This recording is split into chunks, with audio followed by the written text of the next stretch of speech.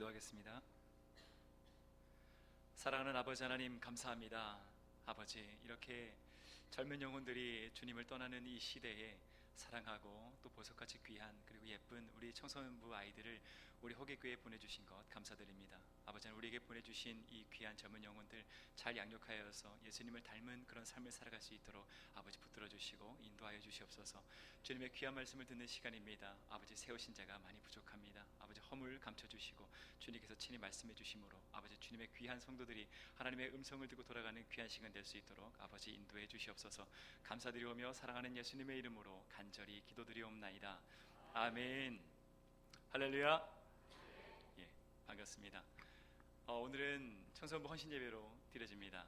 한 번은 그 수진인가 수아가 제가 이렇게 설교하는 것을 보고 이런 말 한 적이 있습니다. 우리가 청소년부 예배를 할 때는 제가 이제 이어 마이크를 쓰고 이제 강대상 없이 설교를 하거든요. 그러다 보니까 이렇게 설교하는 모습이 세 장이 갇힌 전도사님 같다 이렇게 얘기를 하더라고요. 그렇습니다. 제가 좀 갇혀 보이지만 우리 아이들 정말 안 졸길 소망합니다. 얼마 전에 인기리에 방영을 했던 여러분 그 스카이캐슬이라고 하는 그 드라마를 본 적이 있습니까? 이 드라마를 보게 되면 이 시대의 청소년들이 얼마나 이 처절하게 그리고 생활을 하고 있는지, 그리고 학업을 하기 위해서 얼마나 고단한 생활을 하고 있는지 적나라하게 우리에게 말해주고 있습니다. 그리고 그들 옆에는 부모님이 나오는데 그 부모님의 모습을 보게 되면 우리 아이들의 그 대학 진학을 위해서, 그거 하나만을 위해서라면 자신의 자존심도, 자신의 생도, 그리고 자신의 미래도, 그리고 자신의 기쁨도 모든 것을 다 포기할 것만 같은 그런 부모의 모습이 그 TV에 나오는 것을 보게 됩니다. 드라마 속에 어느 한 부모는 자신이 정말 열망하였던 그 아들의 서울대 의대 합격을 정말 소망하고 있었는데 그 아이가 정말 떡하니 이 서울대 의대에 합격하게 되자 정말 세상의 모든 것을 얻은 것과 같은 그런 기쁨에 가득 찬 모습을 보이게 됩니다. 그리고 그 어머니를 중심으로 해서 수험생을 두고 있는 많은 부모님들이 굉장히 부러워하고 각광을 받고 또 이렇게 막 존경하는 모습까지 보이게 되죠. 그런데 그 다음 이야기는 참 쓸쓸한 이야기가 펼쳐집니다. 그렇게 서울대 의대에 합격한 그 아들이 갑자기 이렇게 이야기합니다. 내가 당신들이 그렇게 원했던 서울대 의대를 내가 합격했습니다. 이제는 내 인생 내가 살아가겠습니다. 이제 당신들에게 만족을 주는 삶을 살지 않겠습니다 라고 이야기를 하면서 이제 지긋지긋한 공부를 하기 싫습니다 말하고 가출을 해버립니다. 그러자 엄마는 이 세상의 모든 소망을 다 잃어버린 듯한 그런 모습을 보이고 끝내는 끔찍한 선택을 하는 모습이 보여집니다. 참 부모에게 있어서는 정말 자식은 전부와 같고 정말 생명이라고 말할 수 있겠습니다. 그래서 세상에 이런 말도 있죠. 자식은 1년에 한 번 어버이날을 지키지만 부모는 일평생 자식의 날을 산다. 그래서 자식을 낳은 부모는 평생 동안 이 자식이 잘 되기만을 바라면서 살아가게 됩니다. 그래서 이 부모에게 있어서 진짜 기쁨은 돈이 많음으로 인해서 기쁨을 누리지 못해요. 진정으로 먹을 것이 풍족하다고 해서 기쁨을 누리지 못합니다. 정말 따뜻한 그런 방바닥이 있다고 해서 기쁨을 누리지 못합니다. 진짜 내가 낳은 그 자식이 정말 잘 되는 것이 부모에게 가장 큰 기쁨을 주는 것이죠.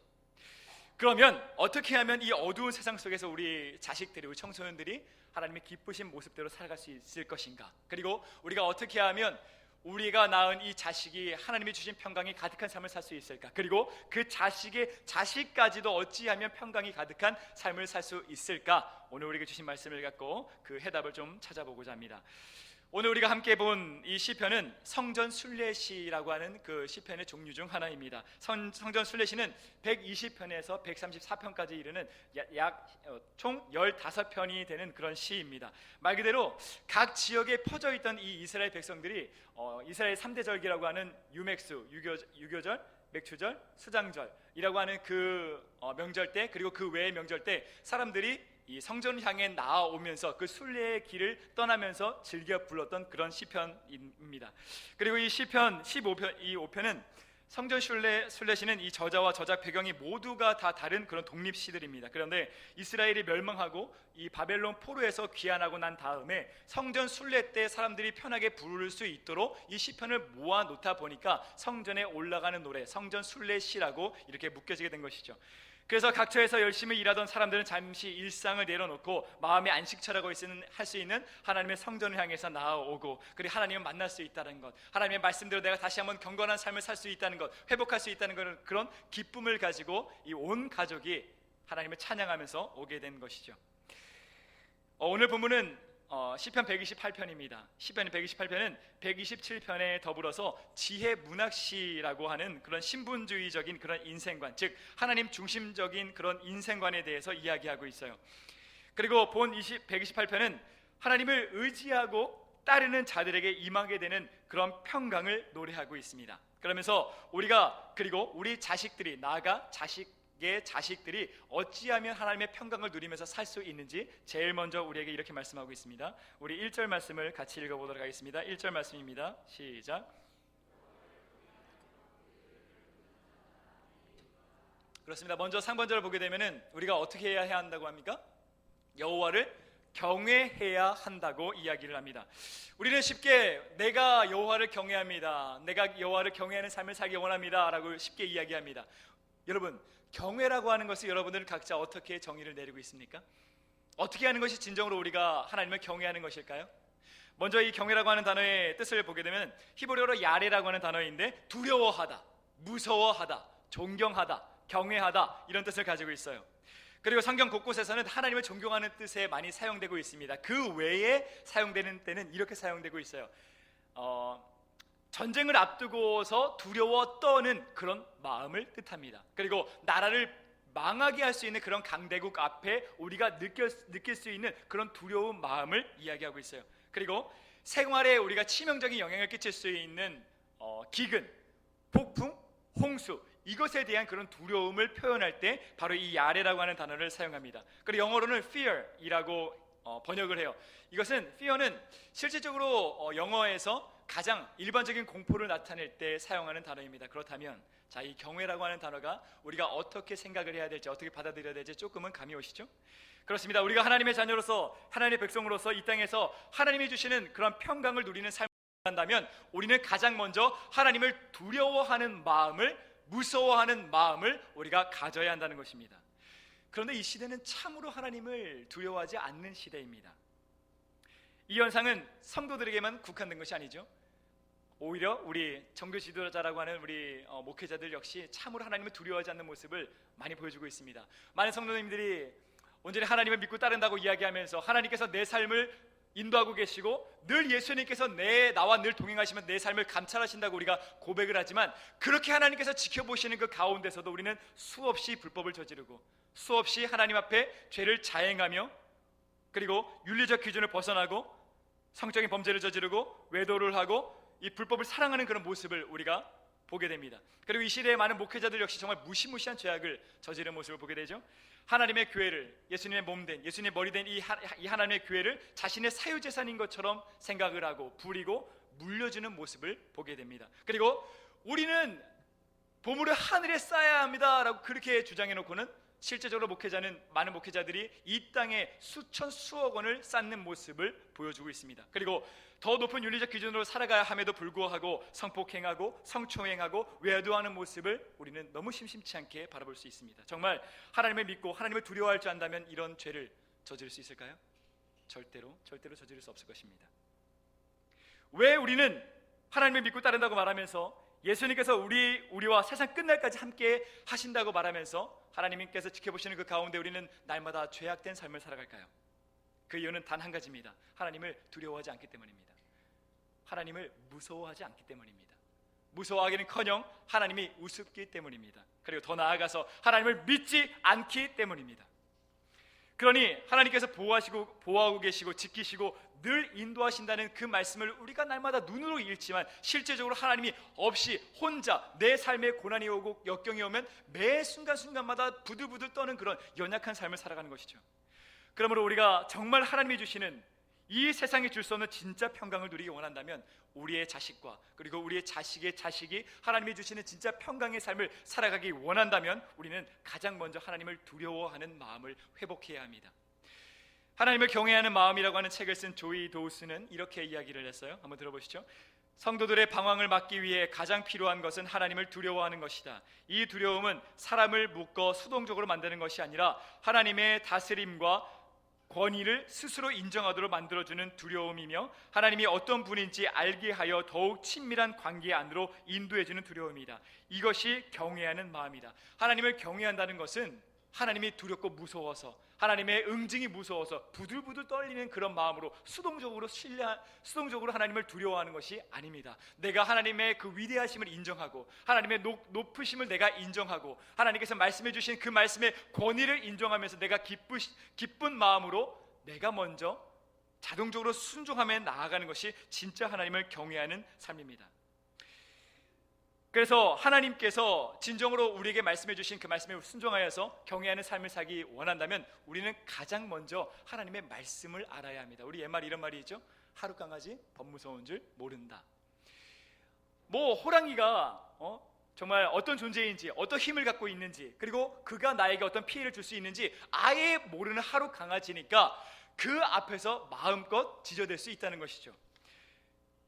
우리가 이와 같은 삶을 살아갈 때가 너무나도 많이 있습니다. 하나님을 제대로 알지 못하니까 하나님이 무엇을 싫어하는지, 하나님께서 무엇을 좋아하시는지, 하나님 앞에 죄악된 삶을 살아갔을 때 하나님께서 어떻게 응징하시는지, 이스라엘 백성들을 어떻게 이끄셨는지 우리는 그것을 알지 못하기 때문에 내가 저지르는 것이 진정한 죄인지, 하나님을 얼마나 내가 아프게 하는 것인지 우리가 알지 못하기 때문에 하나님이라고 하는 그런 호랑이 앞에 연신 지저대는 하루 강아지의 모습으로 우리가 살아갈 때가 너무 많다는 것이죠.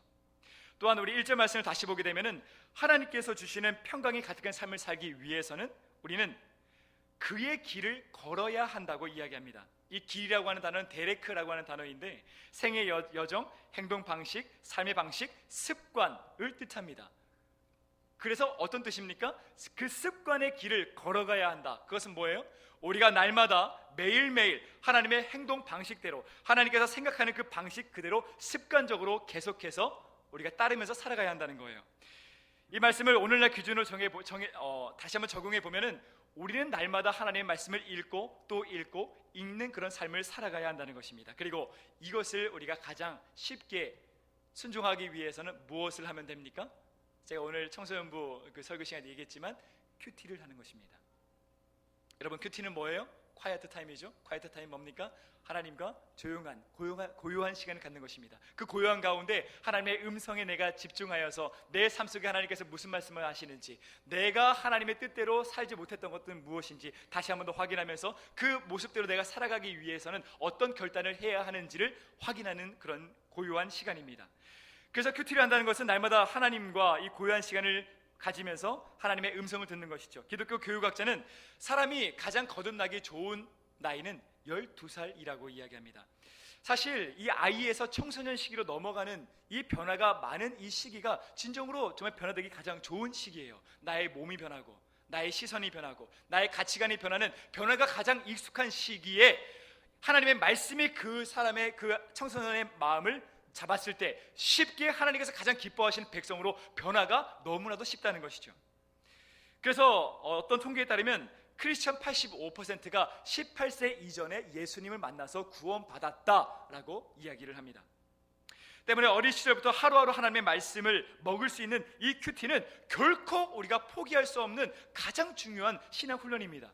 우리 담임 목사님께서 말씀하셨죠? 큐티는 죄송합니다. 이거 가정 예배를 이야기하는 거였네요. 제 뒤에 다시 얘기하겠습니다. 날마다 큐티하는 청소년이라는 책을 보게 되면 김한재 목사님은 청소년 큐티에 대해서 이렇게 말씀합니다. 좀 길지만 제가 한번 읽어볼게요. 청소년 시절엔 진학과 진로, 친구 관계 등 궁금하고 걱정되는 일투성이지만 말씀이 내 것이 되면 두려운 것도 없어지게 돼요.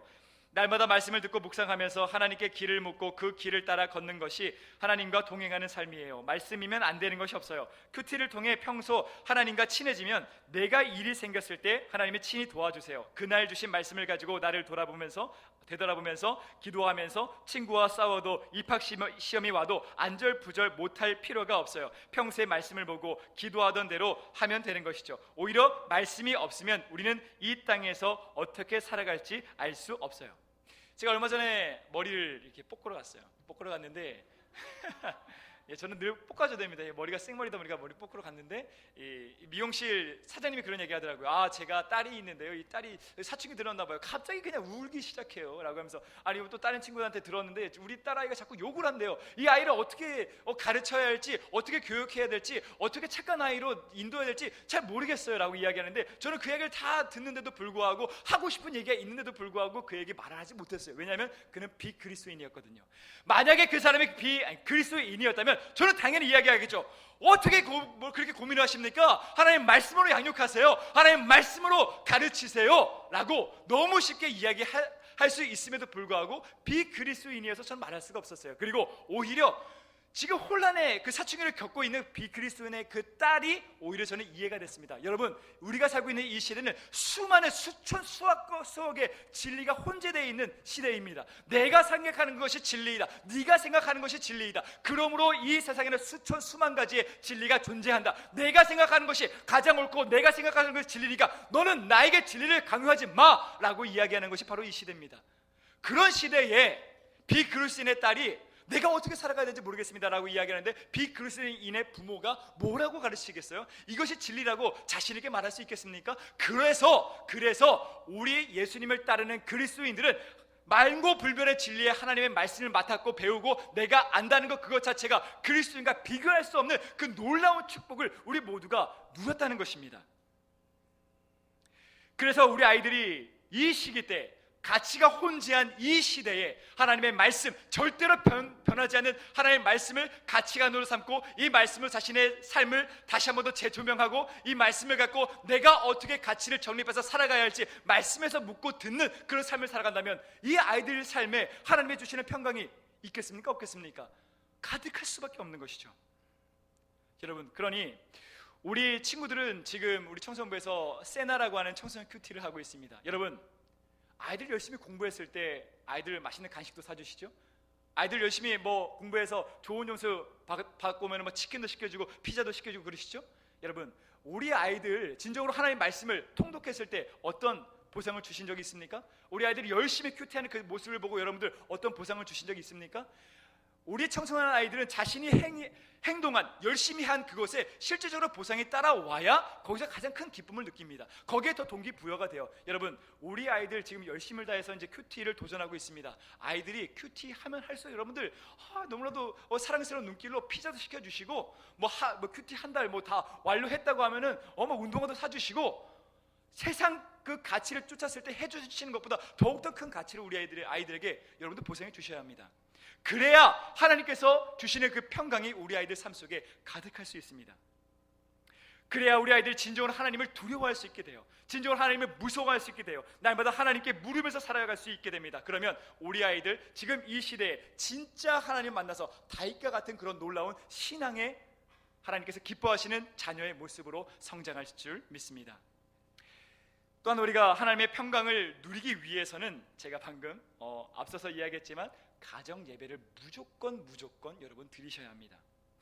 자식이 커가면 커갈수록 우리 아이들은 부모님한테 독립하길 원합니다. 그리고 이 독립은 신앙에서도 동일하게 적용이 돼요. 많은 어머니들이 저에게 이런 얘기를 한 적이 있어요. 우리 아이들이 아동부 때는요, 제가 교회 가라고 하면 참 교회 잘 갔어요.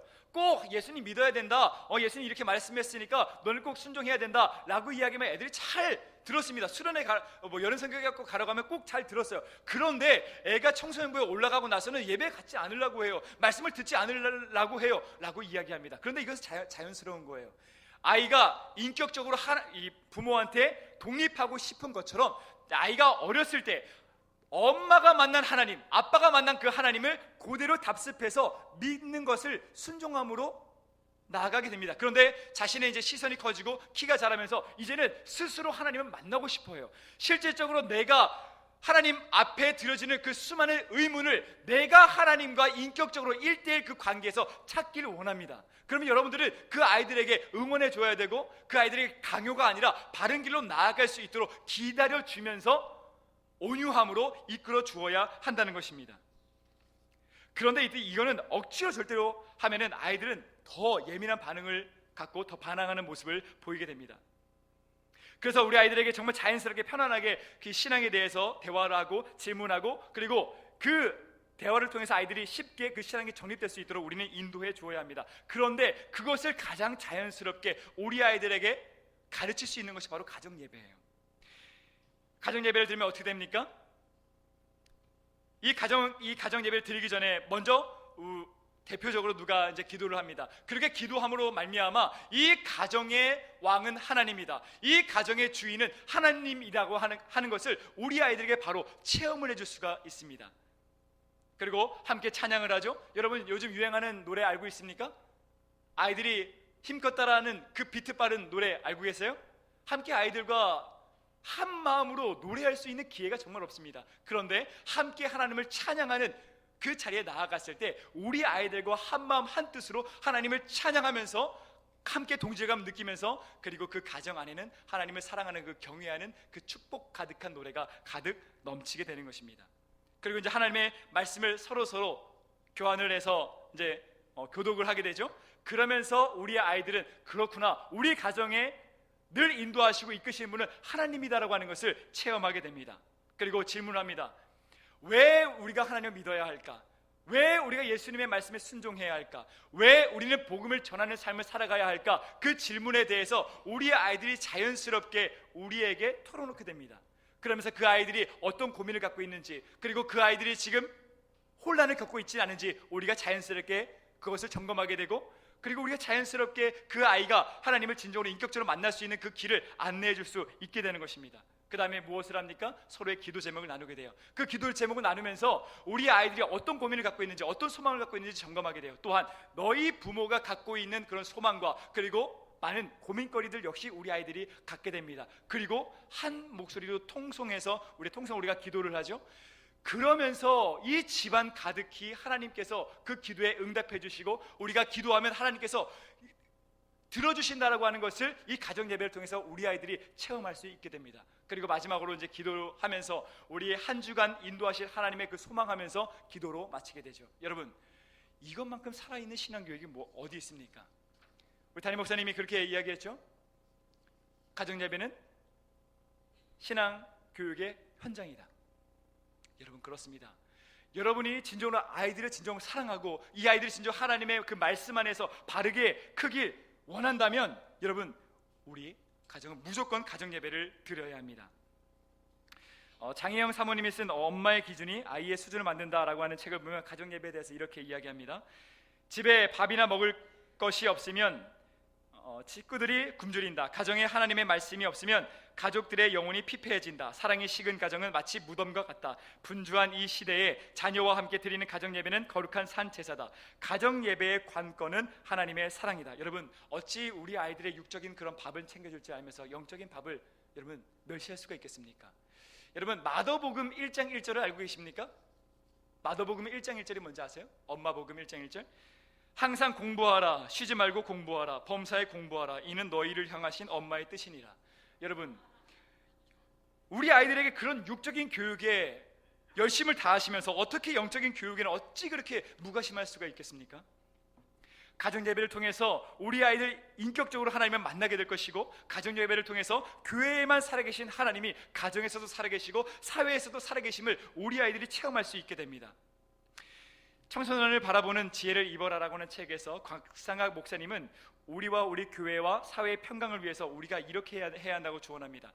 이제 우리 청소년들에게 쏟아내는 잔소리와 지시는 멈추어야 한다. 이제 우리 청소년들에게 가하는 요구와 판단을 자제해야 한다. 삶에 대한 진지한 변화와 진정한 배움은 어른들의 삶을 직접 눈으로 보고 직접 가슴으로 느껴야 가능하기 때문이다. 왜냐하면 교육은 텔링이 아니라 철저한 쇼잉이기 때문이다. 가정에는 부모가, 학교와 교회에서는 선생님이 아이들의 진정한 멘토로 거듭나야 한다. 지금 우리와 동거하고 있는 청소년은 현존하는 우리의 미래이기 때문이다. 여러분, 교육은 텔링이 아닙니다. 여러분들이 삶을 통해서 아이들에게 철저히 보여줘야 하는 쇼잉입니다. 그리고 교육의 불변의 진리는 왼손이 한 일을 철저히 오른손이 알게 하라입니다. 여러분, 우리 아이들에게 진정으로 하나님을 경외하는 모습을 철저히 보여주십시오. 진정으로 우리 아이들에게 하나님께 어떻게 하면 뜨겁게 기도하는 것인지 아이들에게 철저히 보여주십시오. 하나님의 말씀을 날마다 묵상하는 것이 무엇인지, 말씀을 의지하면서 사는 것이 무엇인지 아이들에게 철저히 보여주십시오.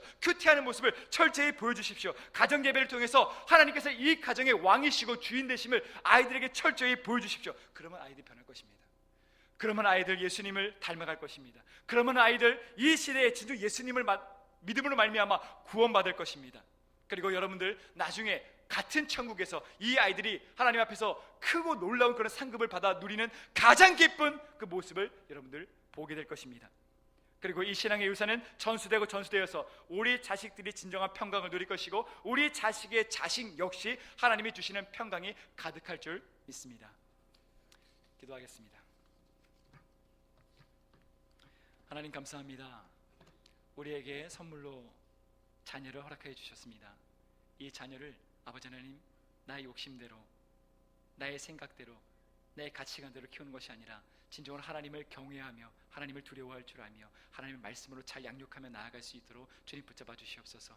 이 청소년 아이들이 지금 이 시기부터 주님을 굳게 믿고 주님의 말씀 따라 철저하게 순종하는 그런 삶을 살아갈 수 있도록 아버지 인도하여 주시옵소서. 감사드리오며 사랑하는 예수님의 이름으로 간절히 기도드리옵나이다. 아멘.